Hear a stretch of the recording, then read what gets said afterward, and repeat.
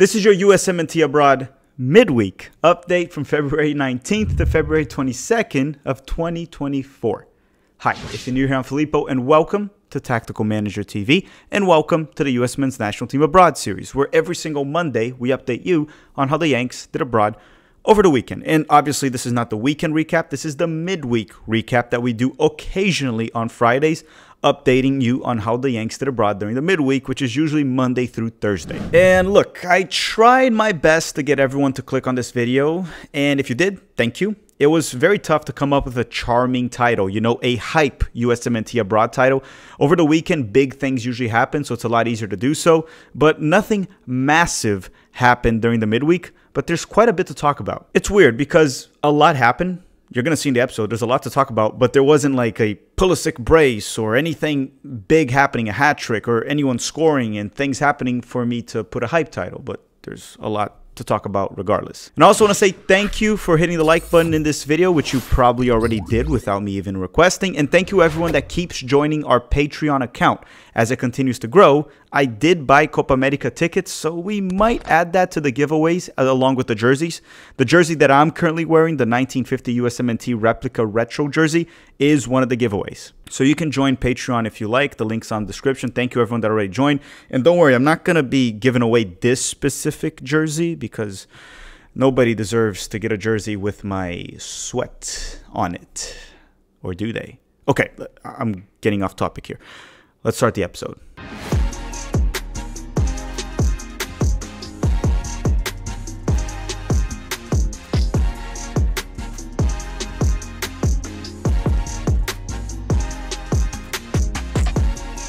Oh, wait. I forgot one thing. The USMNT Abroad weekend recap actually won't be on Monday this week or this upcoming week. It'll be on Tuesday. Because of our schedule, we had to change it. It'll be back to Monday right after that. But for this upcoming week, we're going to release it on Tuesday instead of Monday.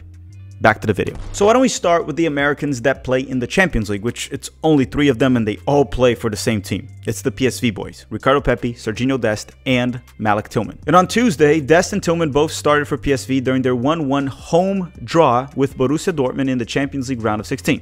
This was the first leg, so the second leg will be played in Germany to see who goes through. And before I talk about the Americans, I want to make it clear that I still firmly believe that PSV will advance after watching this game. I understand the second game's in Germany, so technically a lot of people are going to put Dortmund as the favorites, but I saw a very vulnerable Dortmund side. I thought PSV was a bit wasteful, could have done better. I think they're going to advance despite playing the second leg away. But how did the Americans do? Dest was surprisingly very good defensively, which again, it's a bit of a shocker. Not that he was heavily tested in the game, but still, we have seen people like Berhalter not get tested in the game while coaching the team and still fuck things up. So props to Dest. He was very good defensively. Despite not being heavily tested, he was still tested in certain occasions and he was solid. And on the ball, Serginho Dest was very good as always. He's so skilled, very technical, but the decision making was lacking once again. If there was one moment that really caught my attention, it was when he put a Dortmund defender on skates down the left flank, and instead of passing the ball to Ricardo Pepi that was wide open in the box, he took the shot. And look, I get it. He blew by the guy and just wanted to score. But these are the moments you got to put the team first and yourself second. That goal would have been crucial for PSV to advance. I hope it doesn't come back to bite them, but overall, Dest was very good. Now, Malik Tillman was a bit of an interesting one because let's put it this way. He dropped a stinker, but he was also the hero. Like, he had a terrible performance, but he saved, he rescued PSV. Malik Tillman continues to struggle against tougher opposition. However, as I said, he did rescue PSV. After all, he did draw the penalty kick that led to the only goal they scored this match. And listen, some people got mad at me on Twitter for saying he played poorly, mainly because he was able to draw the penalty kick. He was decisive. And understand that both can be true. You can play like crap and still have a moment of brilliance and be decisive in the game. I guess a good example is also Rafael Leão for Milan that we're going to talk about later in the video. He was mostly crap against Rons, but he did score a very important goal. He looked slow on the ball, sloppy, the first touch wasn't there, and honestly, the penalty kick happened because he took a poor touch. And Honestly, it might have not actually been a penalty kick. It looked like Hummels did get the ball first, but whatever. As I said, he did rescue PSV. If they had lost to Dortmund, it probably would have been over. Tillman also had a very good goal-scoring opportunity early in the game that he wasted, and even the goal that they conceded was mainly due to Tillman losing the ball on PSV's defensive side on the field. Some tried to blame Dest, but I don't think Dest was really at fault. He played good defense, he went for the block, and it deflected off of him, and then it went in. I don't think there's much more Dest could have done. Maybe a better defender would have gotten the block, but I think Dest did fine. I think Tillman was more at fault because of where he lost the possession, the location in the field where he lost the ball. He did, however, play better than Lozano. Lozano has been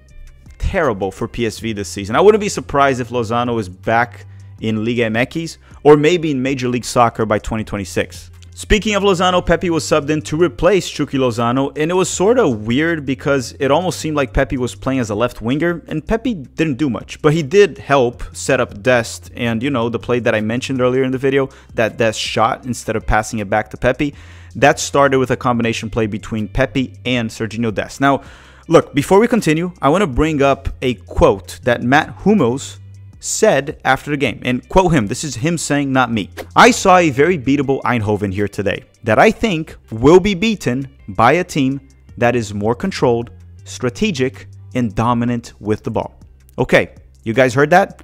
More controlled, strategic, and dominant with the ball. He essentially described everything Dortmund is not this season, so I think Hummels is trying to tell us that Dortmund won't be the team to beat PSV. It'll be another team. So as I said before, I think PSV will advance. We're going to have 3 Americans in the Champions League quarterfinals, and that's probably where the road will end for PSV. And with that said, before we talk about the Americans in the Europa League, which would be Pulisic and Musah, a quick word from the sponsor of this video, Underdog Fantasy. We'll be back in a minute. And thank you, Underdog Fantasy, for sponsoring Tactical Manager TV. Underdog Fantasy is a fun game to play prior to any soccer match, or basketball, or football as well, but we don't talk about those two in Tactical Manager TV. Sometimes basketball during live watch-alongs. I have been playing Underdog Fantasy for over a year now. You can download the app by using the link on the description of this video, and you can also use the promo code TMTV.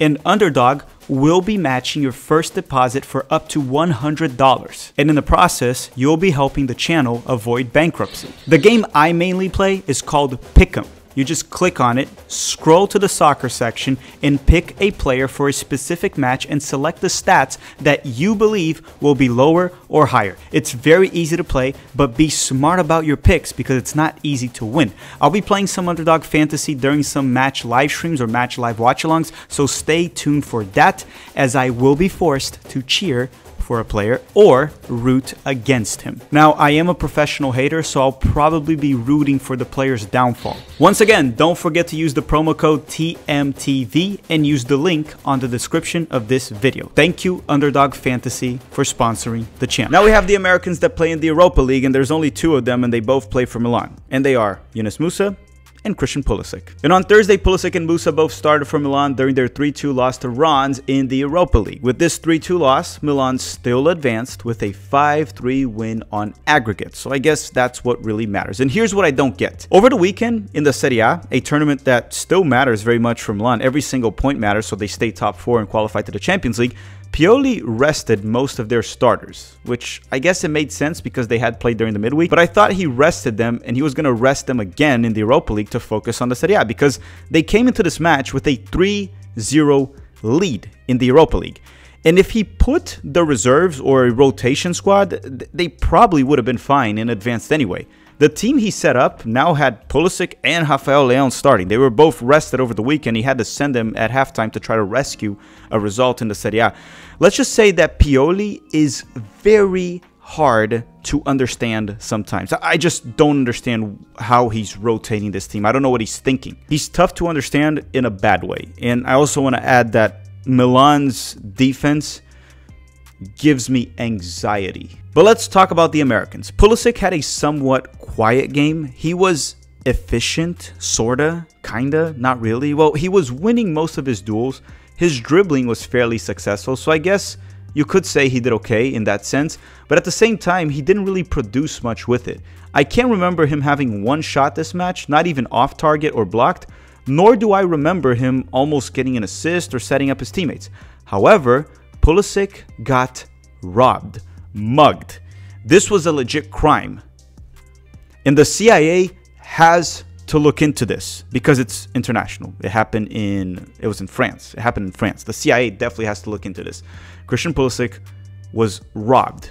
It was blatant. The crime happened around minute 48 of this match, early in the second half. The suspect is Portuguese, talented, sometimes brilliant, but also sometimes a complete idiot.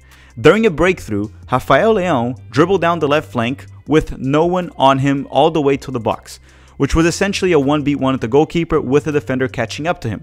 He also had an option to simply pass it to Pulisic that was making the run down the middle and was absolutely not offsides, which would have been a tap-in with a wide open net for Pulisic to score. So essentially, Rafael Leão had two options to pick here. Option 1, which was shooting against the goalkeeper while dribbling, which is never easy, with a defender that was arriving to put pressure on him. Or option 2, which was to do a simple 5 to 8 yard pass down the middle to his wide open teammate that was not offsides to score on a wide open net.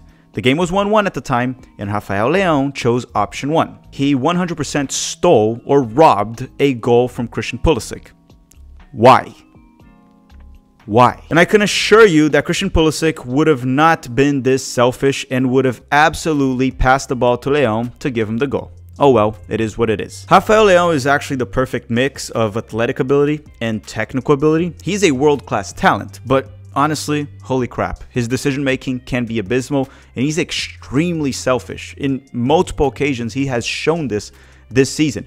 I have honestly never been this frustrated with a brilliant player before. I'm sorry, I'm still pissed that he didn't give Pulisic the goal, because if Pulisic scores, I could have put the title, Pulisic scores, and that would have gotten you hyped, myself hyped, and 100% more clicks on this video. And to sum things up, Pulisic was then subbed out around minute 61, probably to get rested, as he is expected to start for Milan over the weekend. Now, Musah, he played as a central midfielder in a double pivot. He did a lot of the dirty work in the midfield, showed that he can dribble through traffic once again, but we already knew that. He was very good with his dribbling ability. He just continues to lack that killer instinct, I guess the ability to know when you're holding the ball for too long, when you should drive forward with speed, when you should slow down the game.